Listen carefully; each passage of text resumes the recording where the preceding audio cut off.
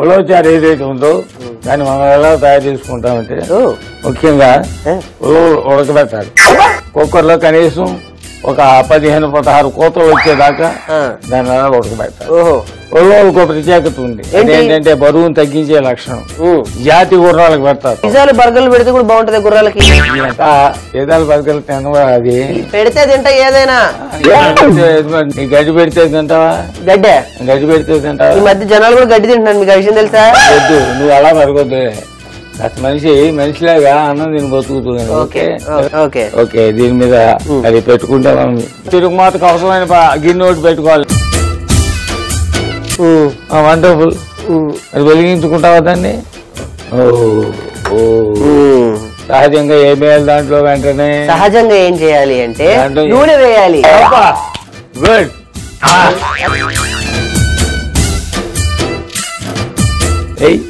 అది చాలే. తిరుగుమాతలో వేసి ఏంటి? జనలుగాను ఆవాలు. ఆవాలు, జీలకర్ర, ఇప్పుడు ఎండుమిరపకాయలు.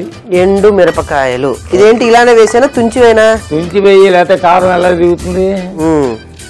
ఓకే, పచ్చిమిరపకాయలు కట్ చేసే ఉన్నాయి కదా, అవి కూడా వేయి. Very good, very good, very good. Next ఇంకేమన్నా చూడు. నెక్స్ట్ కరివేపాకు. ఇప్పుడు బాగుంది. దాంట్లో పసుపు వేయాలి కదా కాస్త. చిటికెడు పసుపు. చిటికెడు పసుపు వేసేయి. Okay, very good, very good. వెల్లుల్లిపాయలు ఉన్నాయి చూడు. వెల్లుల్లిపాయలు ఇవి ఇలానే వేసానా దంచేనా? వద్దు, అలాగే వేసాయి. అది వేసావా? నెక్స్ట్ అల్లం పేస్ట్ ఉంటుంది చూడు. అల్లం. నెక్స్ట్ ఉల్లిపాయలు కూడా వేయాలి. వేయి. ఇప్పుడు ఏం చేయాలంటే ఉడకబెట్టిన అక్కడ ఉలవలు ఉన్నాయి కదా, జల్లెళ్ళు శుభ్రంగా దాంట్లో ఉన్న నీళ్ళన్నీ దీంట్లో వేయాలి. ఉలవలు ఇందులో ఉన్నాయా? ఉన్నాయి. మోతీ జాతి నొక్కుతానంటే పైకి తీయాలి. అది ఇది బాగానే ఉడకబెట్టినట్టున్నారుగా మీరు. ఉడకపోతే ఎలాగా? 15-16 కోతలు రావాలి అంటే చాలా టైం పడుతుంది కదా. ఆ జల్లెడ తీసుకో. ఏ జల్లెడ? ఇదా?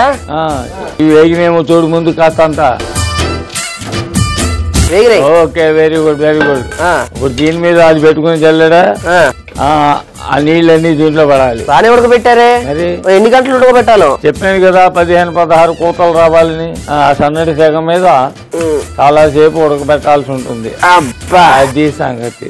రేయ్, పొలం మాత్రం పారేదు. వాటితో ఇంకో ఐటమ్ తయారు చేస్తాం మనం. మాత్రం వరలు తయారు చేస్తాం దాంతో. అయితేరా కలుపు. ఇప్పుడు దాంట్లో ఉప్పు వేసుకోవాలి కదా. మరి అసలైన పదార్థం అదే. అది ఏమాత్రం మోతాదు మించినా బాగుండదు, మోతాదు తగ్గినా బాగుండదు. చాలు, కలుపు బాగా. ఇప్పుడు దీంట్లో ఏం చేస్తామంటే చింతపండు పులుసు తీసుకురా. దాంట్లోనే కారం అయ్యి కాస్త పడుతుంది, బాగానే పడుతుంది. చాలే చాలే చాలే చాలు కలిపే బాగా. ఓకే, అది మరుగుతుందా చూడు. ఉలవచారు మరుగుతుందేమో చూడు ముందు. మరుగుతుంది. మరి ఇది కూడా పోసి దాంట్లో.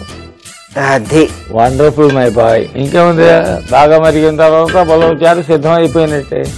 అందరూ ఒక రకంగా చేసుకుంటే మనం ఒక రకమైన డిఫరెంట్ ఫ్లేవర్ లో చేస్తాం. ప్రత్యేకించి మనం ప్రత్యేకంగా చేస్తాం కాబట్టి బాబాయ్ హోటల్కి ఆ ప్రత్యేకత ఉంటుంది. ఇప్పుడు కాసేపు దాన్ని మూత పెట్టామనుకో చక్కగా మరుగుతుంది. అది కొంచెం చిక్కగా అయిన తర్వాతే రుచికరంగా ఉంటుంది. అర్థమైందా?